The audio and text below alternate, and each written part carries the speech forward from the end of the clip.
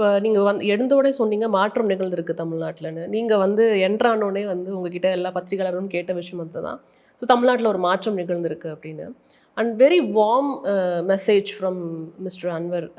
அததான் நம்ம பார்க்க முடியும். அவர்கள் திரு விஜய் அவர்கள் இங்க முதலமைச்சரா பதவி ஏற்ற பிறகு, மலேசியாவிலேருந்து அங்கேருந்து ஒரு பெரிய மெசேஜ் வந்திருந்தது. அது ரொம்ப வார்மா இருந்தது அப்படின்னு தான் பார்க்க முடியுது. அதாவது இத்தனை ஆண்டு காலம் சினிமால வில்லன்களை 3 மணி நேரத்தில கையாண்டவர் இன்னைக்கு நாட்டை ஆளப் போறாரு.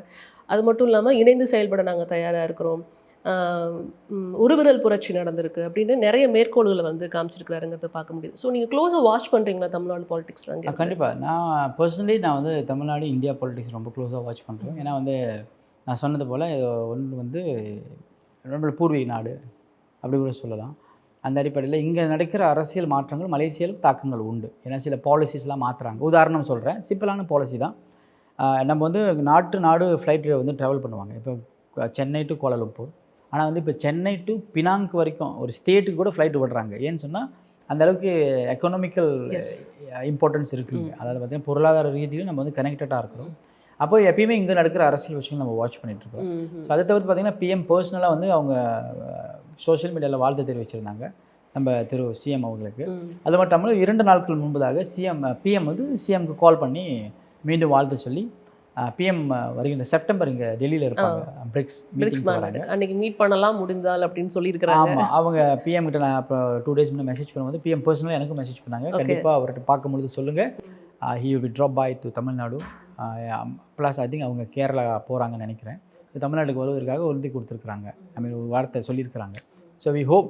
இது எதுக்குன்னு பார்த்தீங்கன்னா, நம்ம சொன்னது போல வெறும் அ அ ஒரு ஒரு ஒரு தமிழ் மக்களின் அங்கே இங்கேயும் இருக்கிறனால மட்டும் இல்ல. அதையும் தாண்டி அரசியல் ரீதியாகவும், அதையும் தாண்டி பொருளாதார ரீதியாகவும், அதையும் தாண்டி மத்த துறைகள் சம்மந்தப்பட்டிருக்கனால இந்த உறவு பாலத்தை நம்ம மெயின்டெயின் பண்ண வேண்டியது இருக்கு. டிட் யூ எக்ஸ்பெக்ட் இது மாரி இப்போ 2 திராவிட கட்சிகள் மாறி மாறி ஆட்சி பண்ணிட்டு இருந்த இந்த காலகட்டத்தில புதுசா ஒரு பார்ட்டி வரும். அந்த பார்ட்டி இந்த ஃபர்ஸ்ட் எலக்ஷன்லேயே ஒரு ஆட்சி அமைக்கும். என்ன எக்ஸ்பெக்டேஷன்ஸ் இருந்தது தமிழக வெற்றி கழகத்த பொறுத்தவரைக்கும்? அதாவது நீங்க பார்த்தீங்கன்னா, மலேசியால இது நடந்திருக்கு. அதாவது ஒரு கட்சி குறிப்பாக 60 வருஷம் ஆட்சி செஞ்சாங்க. ஒரே கட்சி. ஓ! ஓகே. தேசிய கட்சி, தேசிய முன்னணி கட்சி ஒரு கட்சி 60 ம். வருஷம் ஆட்சி. ம்.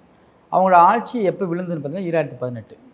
அது அப்போ நாங்க ரொம்ப எதிர்க்கட்சியா இருக்கும்போது ரொம்ப அதுக்கு மேக்ஸிமம் ஃபைட் பண்ணி, நாங்க என்னதான் ஒரு எழுச்சி மாநாடு செய்தாலும், அதாவது ஆன்லைன் புரட்சி செய்தாலும், மக்கள் நினைக்காவற்ற அந்த மாற்றம் வராது.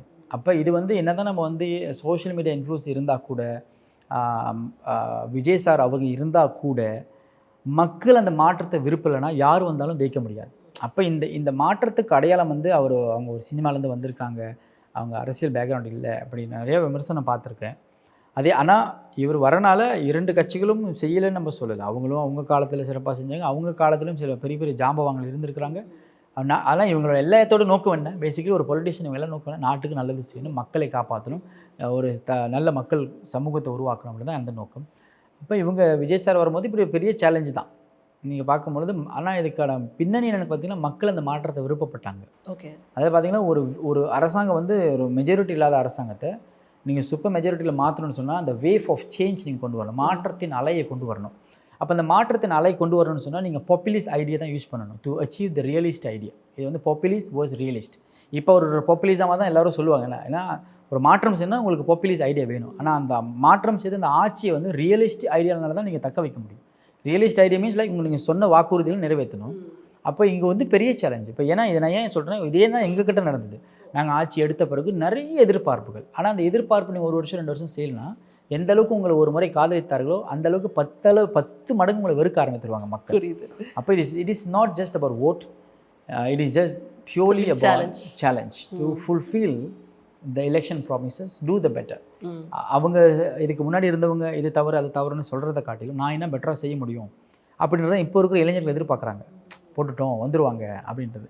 ஸோ அதனால் ஒரு பெரிய எதிர்பார்ப்பு, மக்களின் எதிர்பார்ப்பு, குறிப்பாக தமிழக மக்கள் இளைஞர்கள் நிறைய எதிர்பார்க்குறாங்க. நீங்க எதிர்பார்த்தீங்களா தமிழக வெற்றி கழகத்துக்கு இப்படி பெரிய வெற்றி கிடைக்கும்? ஸோ நான் கொஞ்சம் எதிர்பார்த்தேன், கொஞ்சம் ஆறுதலாக தான் இருந்தேன். ஏன்னா என்னை சுற்றி நிறைய பேர் விஜய் சாரோட ரசிகர் நிறைய பேர் இருந்தாங்க. அந்த அடிப்படையில் அவங்க ரொம்ப நாளாக வாட்ச் பண்ணுறோம்ல, முதல்ல அந்த கான்ஃபிடென்ட் இல்லை வருவாங்க அப்படி இப்படின்னு இருந்துச்சு. அப்புறம் போக போக நாங்கள் நீங்கள் சொன்ன மாதிரி தான் இந்த இணையதள புரட்சிகள் நிறைய நடந்தது. மாற்றங்கள் பார்க்கும்பொழுது ஓகே வருவாங்க அப்படின்னு இருந்தது. ஆனால் இவ்வளோ சீட்டு ஜெயிப்பாங்கன்றது அந்த விஷயம் நமக்கு ப்ரிடிக்ட் பண்ணலை. ஆட்சி அமைப்பாங்க அப்படின்னு 50-50 தான் இருந்தோம். ஏன்னு பார்த்தீங்கன்னா அங்கிட்டு இருக்கக்கூடிய 2 கட்சிகளும் பெரிய பெரிய தலைவர்கள் இருந்த கட்சிகள், நிறைய அனுபவம் பெற்றவர்கள் இப்படிலாம் இருந்தாங்க. ஸோ அது வந்து லைக் இது mandate is given by the Tamil Nadu people. They want the change. So அதை நம்ம பார்த்தோம். ஆக்சுவலி இந்த இஸ் நாட் ஜபாஸ் the voice of democracy, it is a voice of a change. So அதை நம்ம பார்த்துக்கிட்டே வந்தோம். கொஞ்ச நாளாக மானிட்டர் பண்ணிக்கிட்டே இருந்தோம். 1-2 இயர்ஸாக நம்மளும் பார்க்குறோம். ஏன்னா நான் சொன்னது போல் இங்கே என்ன மாற்றம் வந்தாலும் அங்கே பாதிப்பு இருக்குது, அங்கே இருந்த மாற்றம் தான் இங்கே பாதிப்பு இருக்குது. ஏன்னா அங்கே இருக்க நிறைய இளைஞர்கள் ஃபாலோ பண்ணுறாங்க.